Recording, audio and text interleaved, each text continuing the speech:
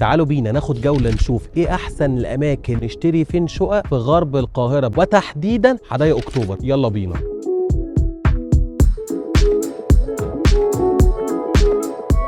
حدائق اكتوبر من الاماكن الاستراتيجية، قريبة جدا من الدائري والطريق السياحي وطريق الفيوم وواصلة دهشور للي رايح اكتوبر وزايد.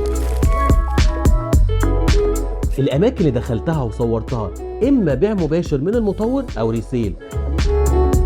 اول كومباوند معانا جولف ريزيدنس من بيتا ايجيبت. بيتا كمان عاملين بيتا جاردنز وبيتا جرينز. بيتا جاردنز اسكان قومي هكلمكم عليه كمان شويه. جولف ريزيدنس من الكومباوندات الاستثماريه اللي المساحات بتبتدي فيها من 100 متر وطالع، والميزه فيه ان العماره 3 ادوار بس. تاني كومباوند سان كابيتال، وده ميزته انه في منطقه اسمها المربع الذهبي، يعني المنطقه دي هتكون حاجه زي اتراكشن بوينت كده، نقطه جذب في المستقبل القريب.